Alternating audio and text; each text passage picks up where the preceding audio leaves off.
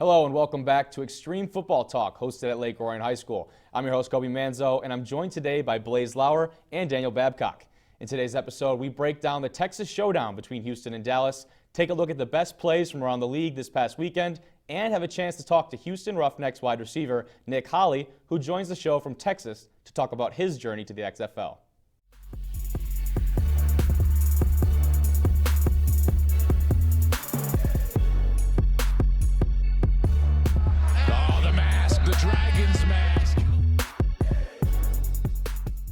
The game of the weekend in this past set of XFL games came on Sunday in what is being dubbed the first Texas throwdown between the Houston Roughnecks and the Dallas Renegades. The game had very high expectations, but started in bad fashion, with 3 interceptions thrown by Dallas quarterback Landry Jones and a slow first quarter from the Roughneck offense, who didn't find the end zone until their third possession on a hookup from P.J. Walker to Nick Holley early in the second quarter.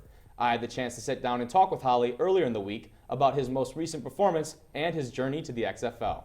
Thank you for joining me today. It means a lot, taking time out of your day, but let's kind of go right into your most recent game. 8 catches, 97 yards, your first XFL touchdown. How do you continue to improve looking ahead to this weekend's matchup against the Dragons? Well, in myself, I'll just take it as the mindset I've always had is there's always room for growth. I go back and watch the film and see where I can improve at. And the encouraging for me is that I'm learning a new position. So I'm not exactly comfortable yet in the slot, but I'm gaining comfortability as I go further. So I feel as if I got a lot of room to grow, and there's a long ways to go. So there's actually one of my old coaches sent me a quote that said, the wolf on the top of the mountain isn't as hungry as the wolf climbing the mountain. So it was kind of a reminder that, hey, just because you have a good game or just because, a couple accolades come your way, you still haven't achieved nothing. Keep climbing, keep trying to achieve your dreams. So for me, I just take the mindset of I got a long way to go and a lot of growth to come. Yeah, I like that a lot. Now, talking about, like you said, you're not so familiar to that slot position, played at Whitmer High School, took your team to the state championship game. Your senior year, you throw 21 touchdowns, rush for over 1,800 yards, go play running back at Kent State, end up with the Rams as an undrafted free agent, and now you're working landscaping before you got the XFL call. Now, what has this journey been like for you? It's been insane. I wore my landscaper shirt today. It says I made the cut. It's grass. I love it. Yeah, it's been wild. It's been crazy. I have a finance degree. So if need be, that was going to be the alternative route. Yep. And then when I got injured, I knew that the dream was still alive. The dream was still achievable, and it's something that I still wanted to chase after. So I couldn't really establish myself in the financial field, and I had a buddy of mine who was running a landscape company. He was like, hey, come out, I'll pay you if you want to work for me, whatever. I need some help. So I was a project manager type guy on a landscape crew, and basically the journey of overcoming so many different injuries and obstacles and working landscape has only made this opportunity and this blessing seem so much sweeter in my eyes, because I'm like, I could be pushing a wheelbarrow, or I could be, them were long, miserable days of I'd work 12 hours and then go train at night, and I wouldn't get done till 10 p.m., 11 p.m. I'd get home and shower, go to bed, wake up at 5:30 and do it all over again. So this has been such a blessing and so much fun and so enjoyable. Yeah, that's really well said. Now, you talk about your journey, and a lot of the guys in the XFL are almost in the same boat. Obviously, different circumstances, but they've had anything but a straight path to this league. So how important is that when you look at your teammates, even the guys that you're playing against, that you're kind of, in a sense, all in this together, you're getting like one more shot to play this sport that you love? Yeah, some guys, like you said, it's some guys either didn't take their opportunity and run with it, and, they're finally, it took that to realize, hey, listen, I'm not where I thought I was going to be, and now I need to. And then some guys are in my situation where they've been through multiple different adversities, or like you said, it hasn't been a straight path for them. So it's very encouraging just to work with guys that understand partly of where I've came from and what I've had to overcome, and the things that I went through. Now, I don't think there's anybody on the team that's been through the injury list that I've been through. They all, then it came out the first game that I had torn 3 ACLs and broken my back, they're like, we didn't know that, so it was pretty cool. But it's pretty special to get to work with this group of guys, and it's been a lot of fun. Yeah, no, obviously you're working with a great group of guys down in Houston. You guys are the team to beat right now, probably the best in the league according to a lot of people. What's it like to play with such a dynamic offense, and how do you see yourself fitting in the future? Well, to be honest, and that's what I keep telling reporters and people when they do ask me about the dynamic offense and how I like playing in it.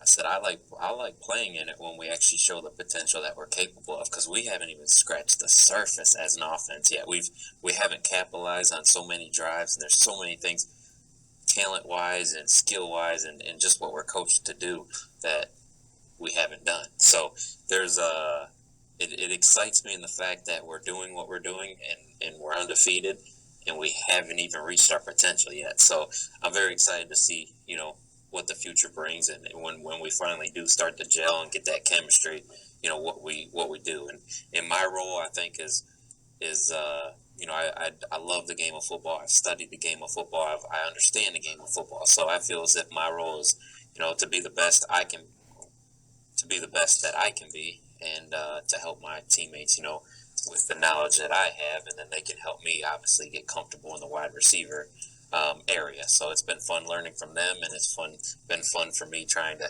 help out, and it's gained me a better understanding of football. Yeah, that's really important. Now, the Dallas game, I'm sure, was one you probably had marked up on the calendar. It was a big game for you guys. Are there any other games looking down the stretch that you've got a special mark up there, or is it just 1 week at a time mentality for you guys? For me, it's 1 week at a time. It would be nice, obviously, for the championship game. I know that one's April 26th, and I always thought it was meant to be, because that's actually the 7th year reunion of my mom passing. So I was like, you know what? It's got to be meant to be, First of all, 7 is my favorite number, and that to be the date was just very coincidental. Yeah. So, wow. That would be like the only one that I'm looking forward to. But at this point, it's week by week, and I honestly didn't. They talked about the Texas rivalry and me being from Michigan, being from Ohio. I'm like, what about Ohio football? We're a big deal up there too. So, I had to kind of put a face on for the reporters, like, oh yeah, Texas football's, what. But I'm really like, we still got some stuff going on in Ohio, so don't overlook us, in Michigan. Yeah. But, it's game by game. I approach each week as it's a new opponent, and we got to get after it. Thank you for joining me today. It means a lot that you could talk to me for a little bit, and I hope to see you in that championship game. Of course. I appreciate it. Thanks for having me. No problem.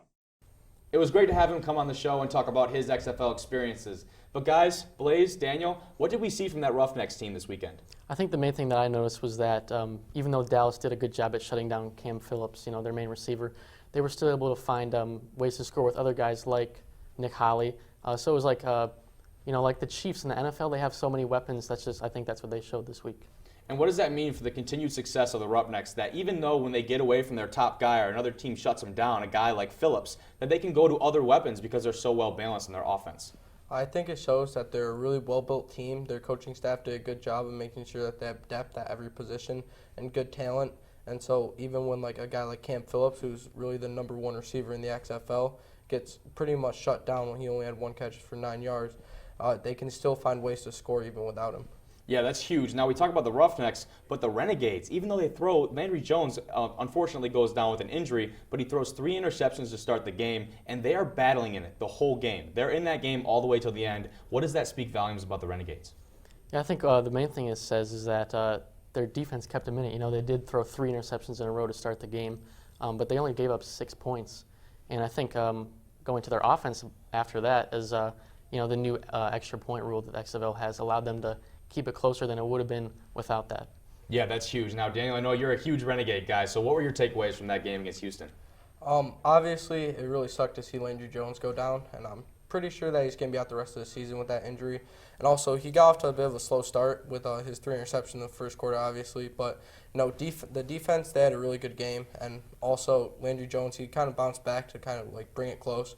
And it also helps when they have 2 running backs, even though they don't run the ball a lot. They have 2 running backs that had former NFL experience with Lance Dunbar and Cameron Artis-Payne.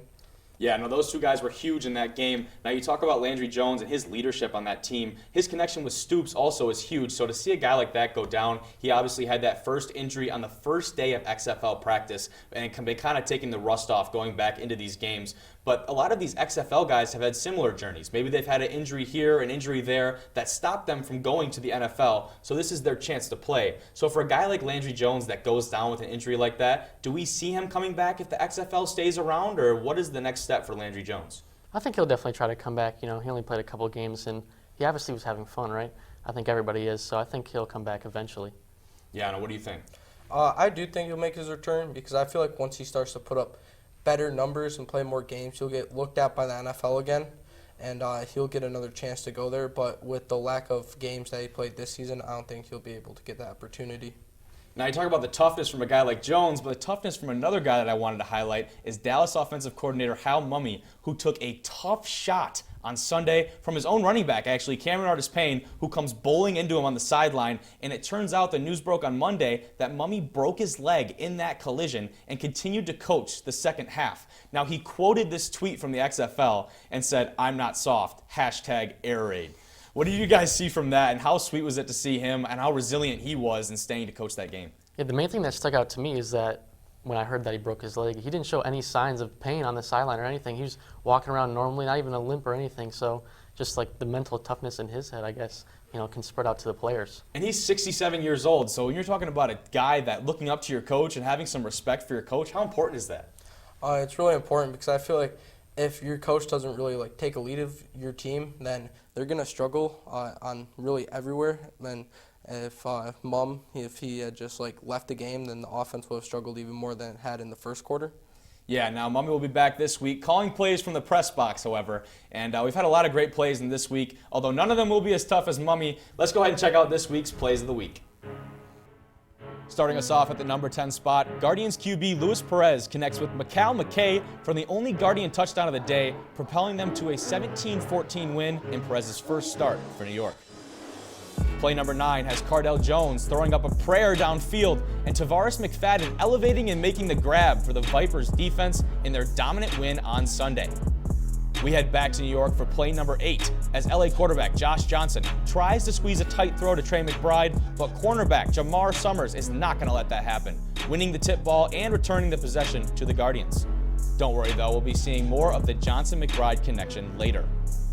Cameron Artis-Payne is making play number 7 on the screen pass from Landry Jones. He corrals in this catch with only one hand and moves the chains for a Renegade first down. Payne continues to prove that he is a multi-dimensional back, and a good one at that. Play number 6 also comes from the Texas Throwdown, where P.J. Walker escapes the pocket and jets past multiple Renegade defenders for the 3-point conversion. 1 second you think you've got him contained, and the next he's running into the end zone, which makes him a nightmare for defenses around the league. We've got some smart play design at play number 5, where QB Brandon Silvers pulls the ball on an inside handoff, only to throw it over a couple Battlehawks to a streaking Alonzo Moore down the sideline for a big gain.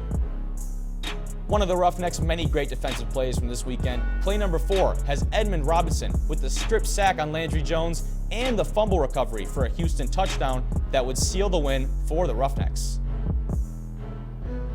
Moving into our top 3 plays, we're back to the Johnson-McBride connection from LA, where they hook up this time for a 43-yard completion, and Trey McBride strikes a pose after laying out on the play to show that he maintained control through the catch. Big thumbs up for that play. Battlehawks running back Keith Ford shows us what it means to bring the hammer in play number 2, bowling over a Seattle defender in this hard-nosed run that was one of many for the Texas A&M grad. Finally, the top play from this week highlights the Roughneck defense once again as DeMarcus Gates lays out and scoops up the bobbled pass from Philip Nelson for the clutch interception late in the fourth quarter.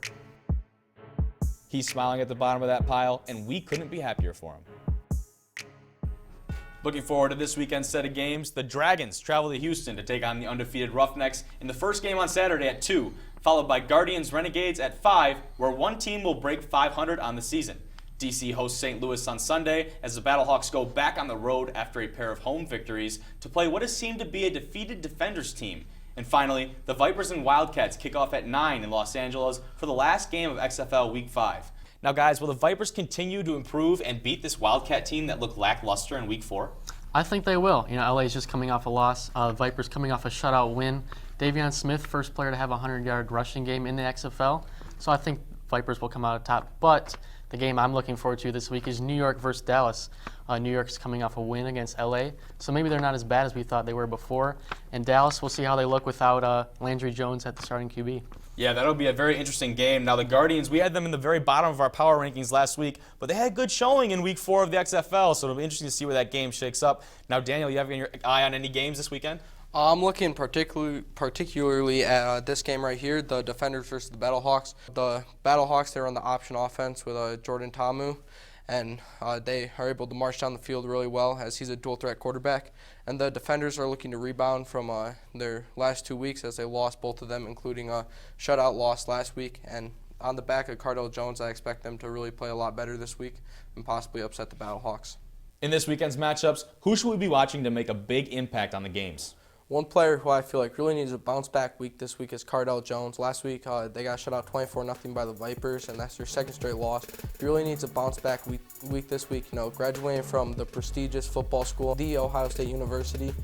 I really felt like he came into this season as an XFL MVP candidate, and he really played like that through the first 2 weeks, but he started to struggle a little bit, and I feel like he's a player to watch to get his vengeance. Yeah, and that's a good point. Now, Cardell really does need to bounce back, and the DC Defenders, after starting 2-0, have really gone off the end here, those last 2 losses. Now, Blaze, who are you looking for this weekend? All right, so a lot of people go with offensive players for players to watch, but I'm going to go with a defensive player, Steven Johnson, linebacker for the Seattle Dragons. He's averaging 10 tackles per game, leads the XFL in tackles with 40. They always say linebackers are like the QB of the defense, and you know that if you don't have a good QB, your offense won't be that good, and same goes for linebackers. If you don't have a good linebacker, then your defense is going to be that good. And then as being the QB of the defense, Steven Johnson, he likes to give pregame speeches or even halftime speeches to hype up his team. And with him having 6 years of experience in the NFL before this and in the AFL for however long that lasted, I feel like his knowledge and feel for the game is spread to his teammates through his pregame speeches and through his play on the field. Now, a guy who I want to watch this weekend, and we saw a little bit of him earlier in the top plays, is St. Louis Battlehawks running back Keith Ford, the Texas A&M grad. Ford only has 7 touches on the season, but as you can see, when he gets the rock, he can make something happen. Coming in behind Matt Jones in the backfield for the Battlehawks, who is second in the league for rushing yards, I expect St. Louis to split up the workload between these two, and for Ford to have a big day against the Defenders, who let up over 200 yards rushing in last week's loss to the Vipers. Ford is a tough downhill runner who has solid edge speed and the type of field vision that you want in a really good back. Well, that wraps up this week's episode of Xtreme Football Talk. A big thank you once again goes out to Nick Holley for joining us on today's episode and for sharing his thoughts on the league. Be sure to check out all the XFL games slated over this weekend, and on behalf of our entire crew and my guests today, Blaze Lauer and Daniel Babcock, for the love of football, I'm Kobe Manzo.